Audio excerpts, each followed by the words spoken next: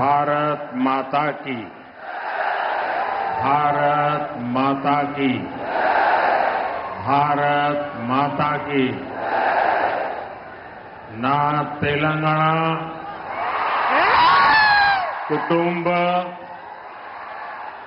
సభ్యులందరికీ నమస్కారాలు।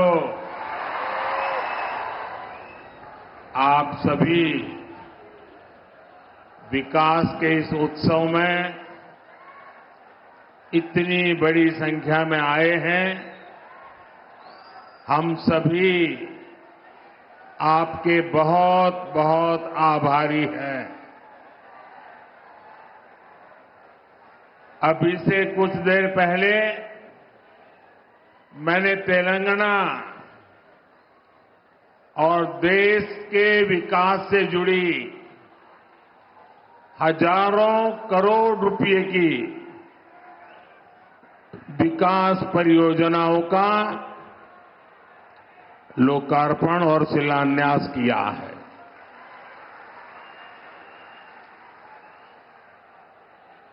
कुछ लोग आदत से मजबूर होते हैं, मेहनत करने की कुछ आदत भी कम होती है और इसलिए बड़ी सरल भाषा में कह देते हैं कि ये तो चुनावी सभा है। मेरे भाइयों बहनों और मेरे कुछ साथी जो भांति भांति का एनालिसिस करते हैं, जरा समझो ये चुनावी सभा नहीं है। चुनाव की तो अभी घोषणा भी नहीं हुई है। आज देश में विकास का जो उत्सव चल रहा है, उसमें मैं अपने तेलंगाना के भाइयों और बहनों के बीच ये विकास का उत्सव मनाने आया हूं। मेरी बात से आप सहमत हैं ना? सहमत हैं ना? इतनी बड़ी संख्या में माताएं बहनें आई हैं, आप सहमत हैं ना?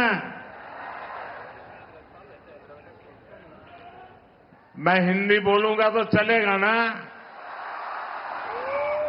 क्योंकि मैं तेलुगु में भाषण नहीं कर सकता हूं। लेकिन ये आपका प्यार है कि आप मेरी बात सुनना भी चाहते हैं, समझने का प्रयास भी करते हैं और फिर भी इतना प्यार देते हैं, इतना आशीर्वाद देते हैं। मैं आपका बहुत आभारी हूं।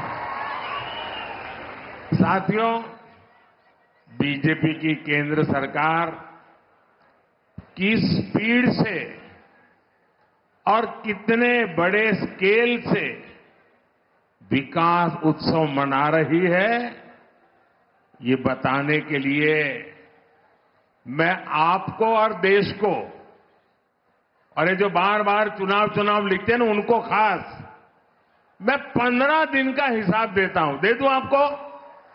मेरा 15 दिन का हिसाब दे दूं? देखिए 15 दिन में क्या क्या हुआ।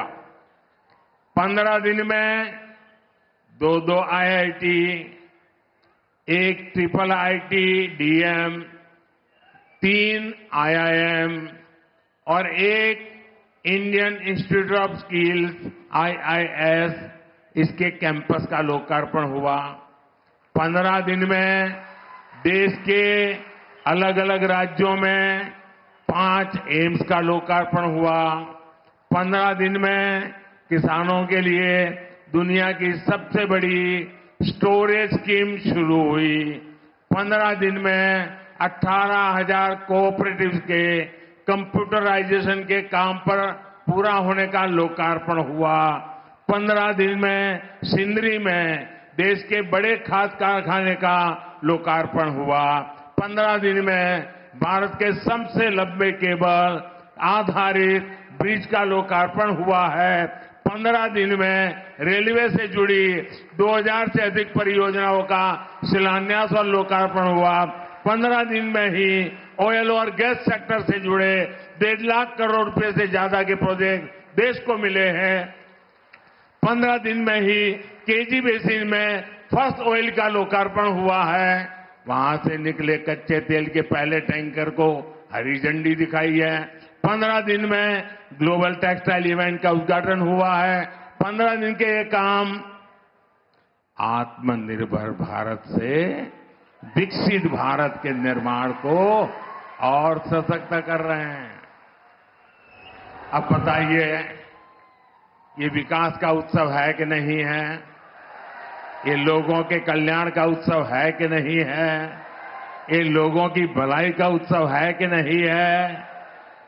अरे चुनाव तो जब आएगा तब देखा जाएगा। मुझे तो देश को आगे बढ़ाना है। मैं सही बोल रहा हूं ना?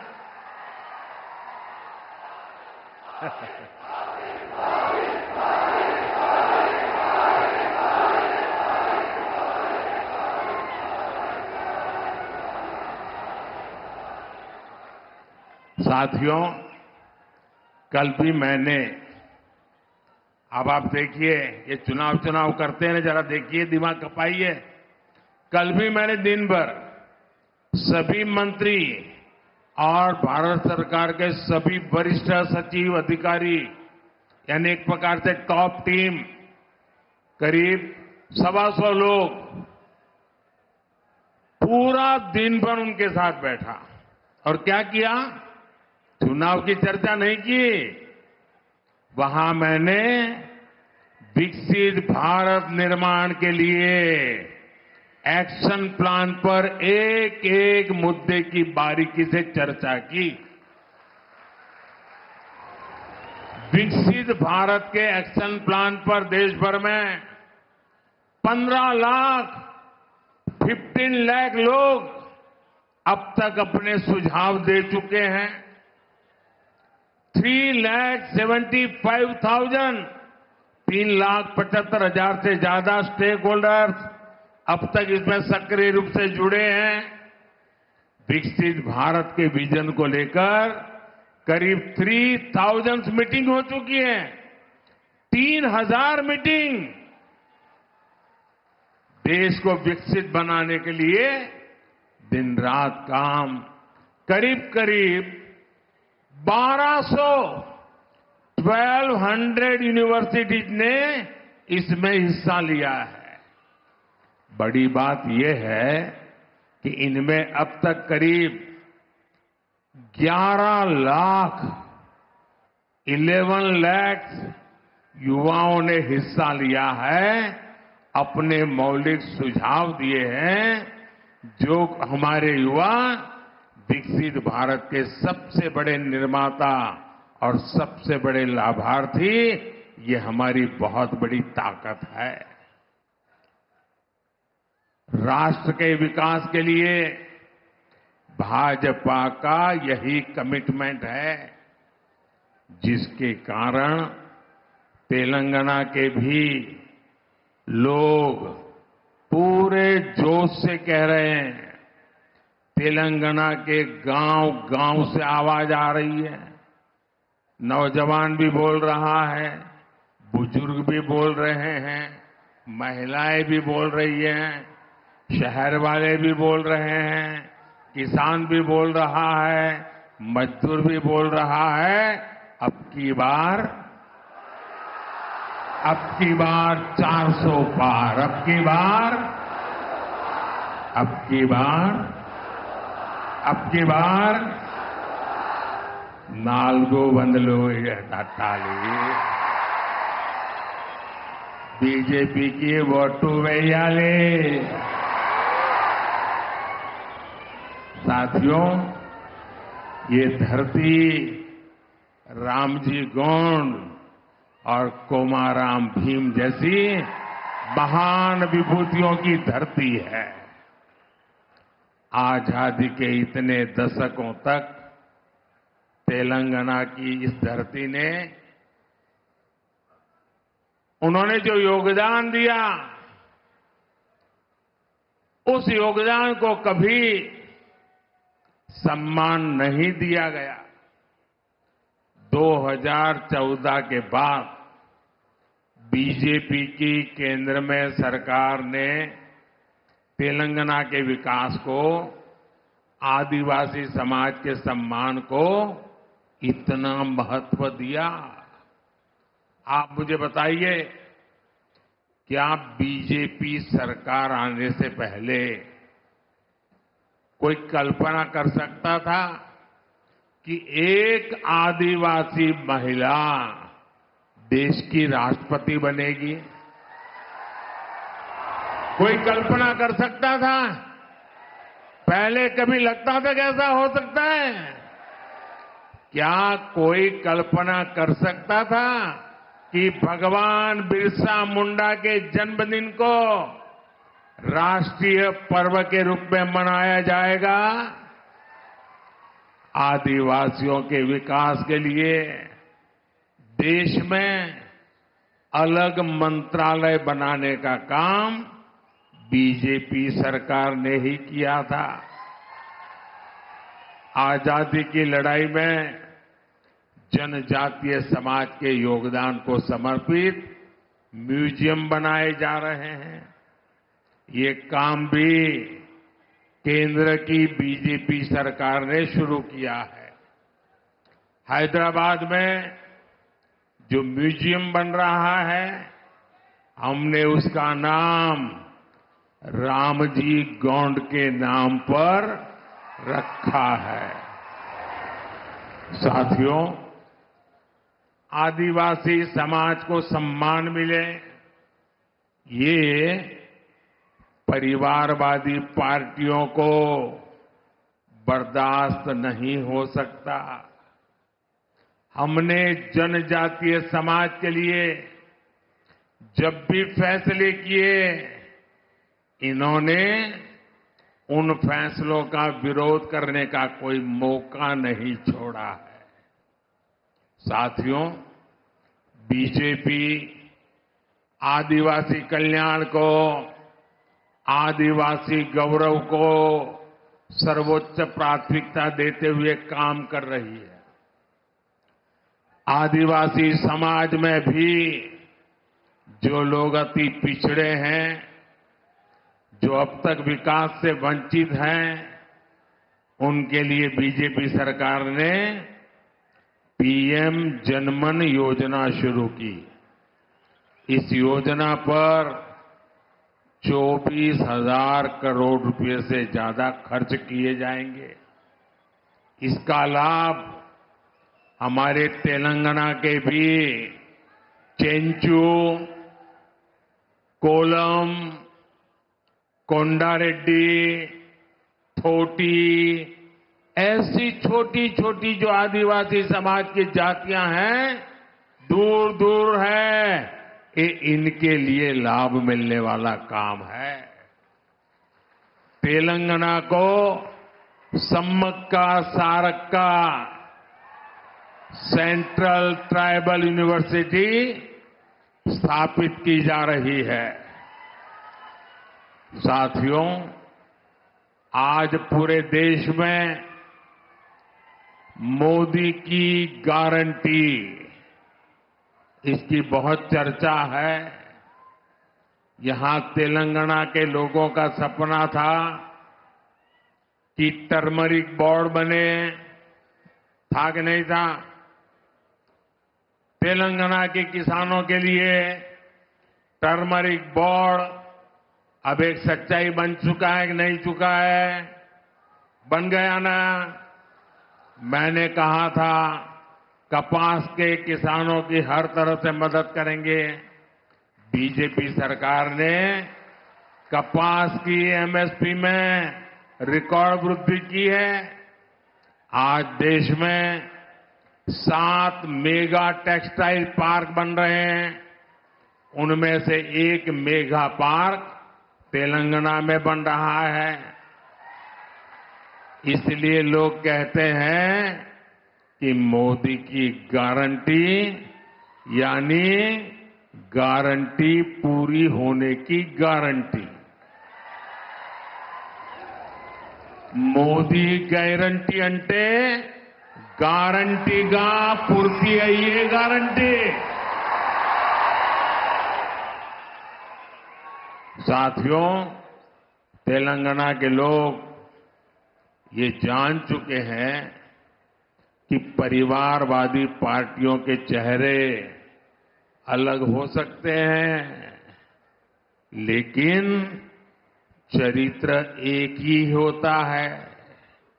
और ये चरित्र क्या है?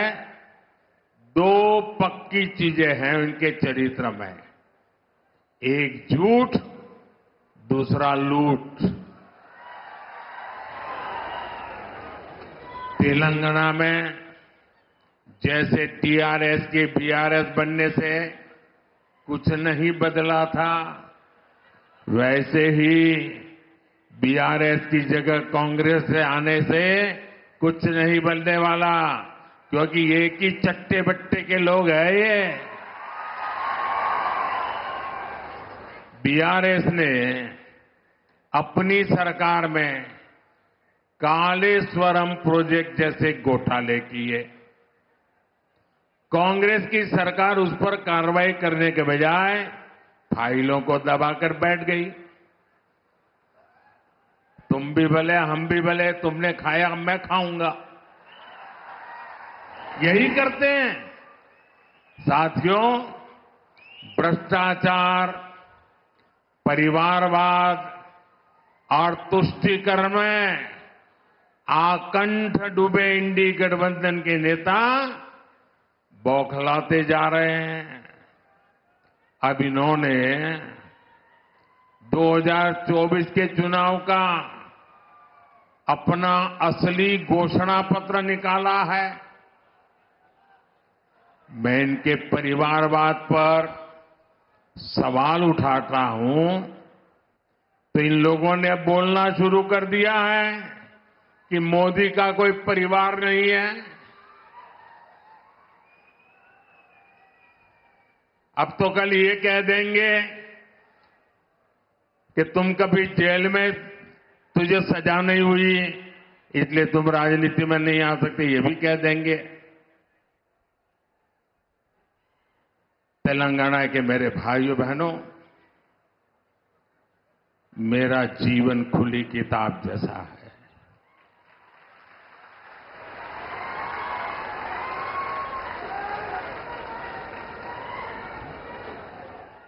आप मुझे देशवासी भली भांति जानते हैं, समझते हैं। मेरी पल पल की खबर देश रखता है और कभी मैं रात देर तक जब काम करता हूं और खबर बाहर निकल जाती है तो देश से लाखों लोग मुझे लिखते हैं, बताते हैं कि इतना काम मत करिए, कुछ आराम करिए। ये प्यार भाइयों बहनों, एक सपना लेकर के बचपन में घर छोड़ा था और जब मैंने अपना घर छोड़ा एक सपना लेकर के चला था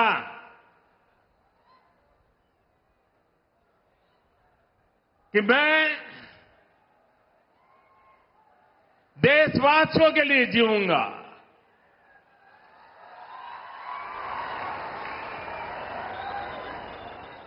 मेरा पल पल सिर्फ और सिर्फ आपके लिए होंगे। मेरा कोई निजी सपना नहीं होगा, आपके सपने, यही मेरा संकल्प होगा।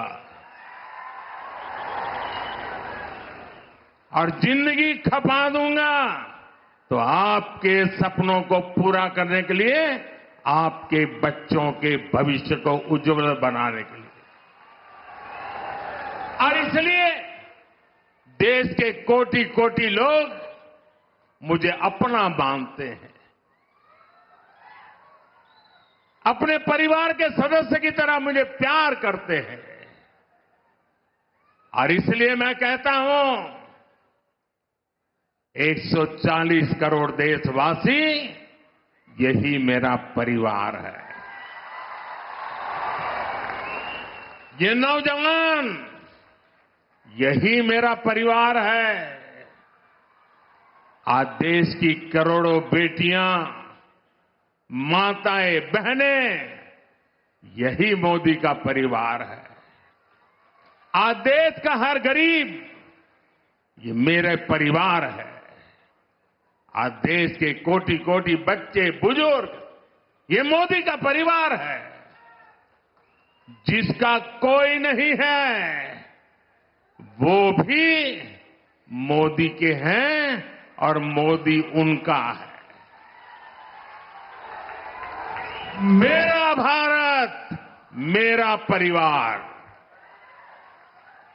मेरा भारत, मेरा परिवार, यही भावनाओं का विस्तार लेकर के मैं सपनों को संकल्प के साथ सिद्ध करने के लिए आपके लिए जी रहा हूं, आपके लिए जूझ रहा हूं और आपके लिए जूझता रहूंगा।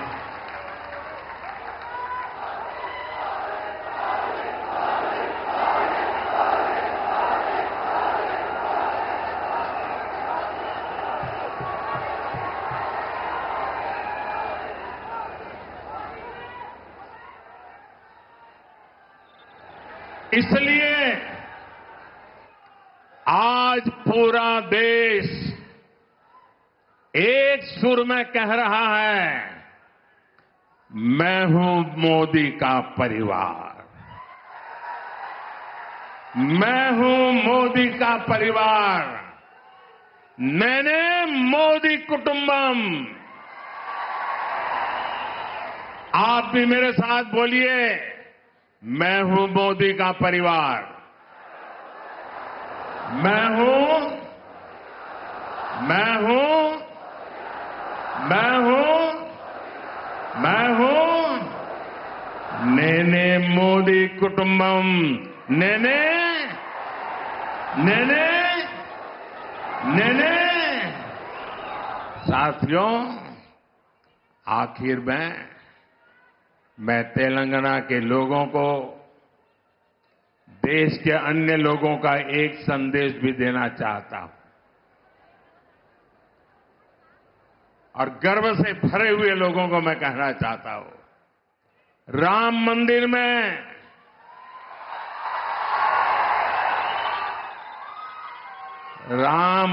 में सोने के दरवाजे हो या फिर मंदिर के स्तंभ, उनके निर्माण में तेलंगाना की भूमिका रही है